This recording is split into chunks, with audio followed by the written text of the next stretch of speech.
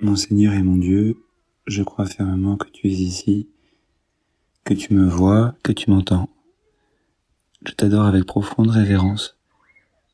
Je te demande le pardon de mes péchés et la grâce de faire avec profit ce moment de prière. Ma Mère Immaculée, Saint Joseph, mon Père Seigneur, mon ange gardien, intercédez pour moi.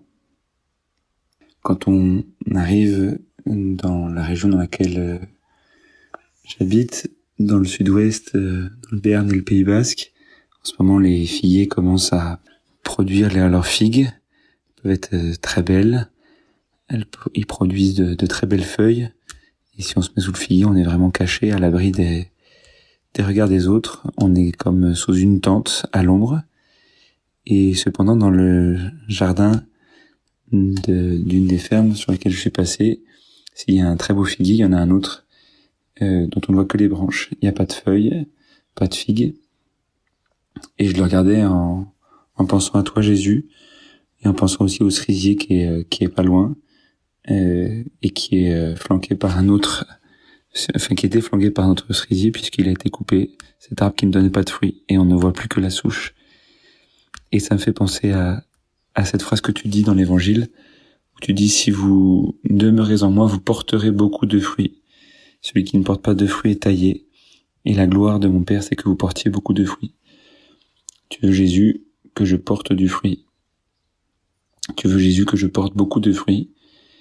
Et plus encore, Dieu ton Père veut que je porte beaucoup de fruits. Et ce Père, c'est aussi le mien, et c'est aussi le tien, toi qui pries, alors que peut-être tu es au milieu de tes vacances, ou peut-être toi qui es à Paris, au milieu de cette agitation de préparation des Jeux Olympiques, en montagne, sur la plage, en train de marcher ou en train de courir, en train de cuisiner ou en train de te reposer, tout simplement assis chez toi, où que tu sois. Eh bien, Jésus, tu veux que ce Père soit aussi mon Père, et tu veux que ce Père et soit glorifié par les fruits que nous porterons. Quand je dis que ta volonté soit faite sur la terre comme au ciel, à mon Père du ciel, à toi Père, eh bien en fait ta volonté c'est que je porte beaucoup de fruits, que je sois fécond. C'est merveilleux de penser ça, parce qu'en fait l'instinct le plus fort de l'homme c'est l'instinct de survie, mais il y a un instinct qui est pas aussi fort mais presque aussi fort, qu'on appelle l'instinct de reproduction, l'instinct de fécondité, et on a tous envie de servir à quelque chose.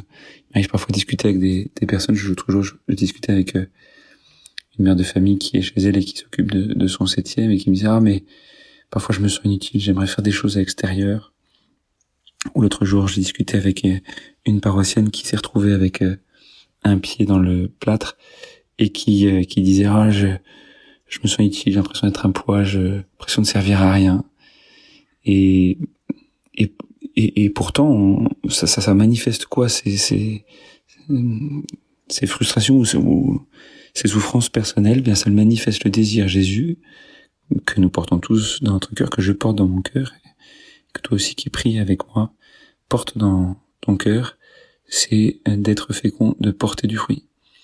Et on peut même se poser la question, mais mettons que là pendant les vacances, eh bien on fasse un peu moins de choses, peut-être même on n'arrivera pas à trouver autant le temps de prier, parce que souvent les vacances, on n'arrive pas à retrouver le rythme qu'on a à l'année. Alors le rythme à l'année peut être dense, mais en même temps il peut permettre de régler les moments de prière, de rencontrer avec Jésus, les moments de lecture, etc. Et on se dit: mais comment faire pour que l'été soit aussi fécond? L'été il fait plus chaud.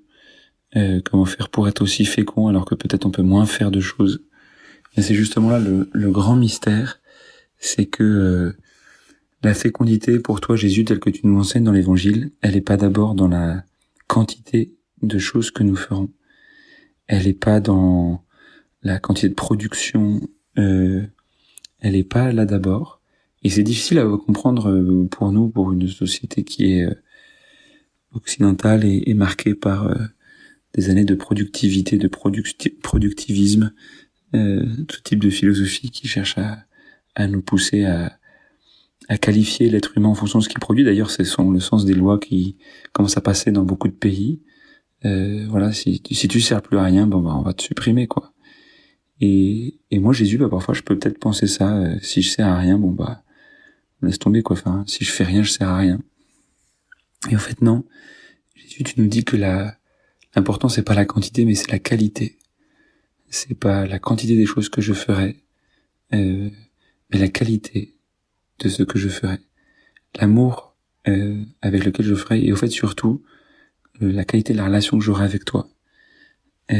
Sainte Thérèse de l'Enfant Jésus, elle a vécu 24 ans et pourtant elle a bouleversé l'histoire de l'Église et l'histoire de l'humanité. Donc, il suffit pas de vivre beaucoup d'années ou de faire 1000 choses.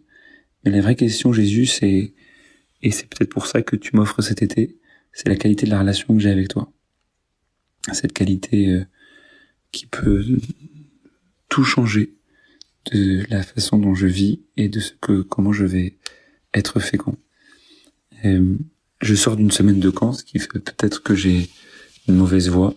Et pendant cette semaine de camp, nous étions avec un peu plus de 20 jeunes entre 12 et 18 ans.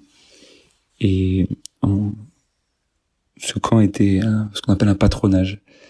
Patronage, c'est des structures qui ont été mises en place depuis des dizaines d'années pour aider les jeunes à passer de bonnes vacances sur le plan humain, au niveau de l'amitié, au niveau du sport, au niveau de la culture. On a fait du théâtre, on a fait du modélisme, on a fait du land art. Ils ont dessiné des magnifiques figures avec des végétaux. Ils ont fait beaucoup de belles choses. Puis il y a aussi toute une dimension de prière qui encadre tout ça. L'idée, c'est d'apprendre à trouver Jésus au milieu de toutes ces activités, de te trouver Jésus. Mais la finalité de tout ça, pourquoi est-ce que nous proposons ces activités à ces jeunes? C'est de les aider à être féconds, à se rendre compte qu'ils sont appelés à être féconds. Et c'est ça le grand mystère auquel on est tous appelés. On peut tous souffrir d'ailleurs d'un manque de fécondité humain, physique, spirituel, etc. Et parfois, Jésus, tu permets que certaines personnes qui portent une croix très très lourde, la croix profondément lourde et mystérieuse de l'infertilité. Mais tu nous dis bien que l'infertilité n'est pas l'infécondité. Comme pour dire et nous rappeler ce magnifique commandement qui apparaît dès le début de la Bible et donc qui devrait marquer toute l'histoire de l'humanité, toute l'histoire de l'Église et toute mon histoire à moi, Jésus. Soyez féconds, multipliez-vous, remplissez la terre. Soyez féconds, multipliez-vous. Et c'est cela, Jésus. Grâce à toi, en étant unis à toi, et bien même mes heures d'été, mes heures de repos peuvent devenir fécondes. Je peux être d'ailleurs beaucoup plus fécond en me reposant qu'en faisant 1000 choses. L'autre jour, il y avait une paroissienne qui était choquée du fait que je parte en vacances et je me suis permis de lui répondre, ma chère amie, avant les curés partaient pas en vacances et depuis la paroisse s'est vidée. Alors, je me dis peut-être que si je partirais en vacances, eh bien en offrant mes heures de repos, ça je l'ai pas dit mais c'est ce que je pensais, en offrant mes heures de repos, eh bien la paroisse se remplira. Ça je lui ai dit. Je lui ai dit si je pars en vacances, la paroisse se remplira. Et je crois, Jésus, c'est ce que tu nous invites à faire, et c'est ce que je crois profondément. Tu veux nous inviter à cette humilité, cette pauvreté, à une fécondité qui est pas selon nos schémas à nous, ce qui est pas selon mes schémas, mais selon tes schémas à toi. Le grain de blé, s'il tombe en terre et qu'il ne meurt pas, il ne porte pas de fruits, mais il faut qu'il meure.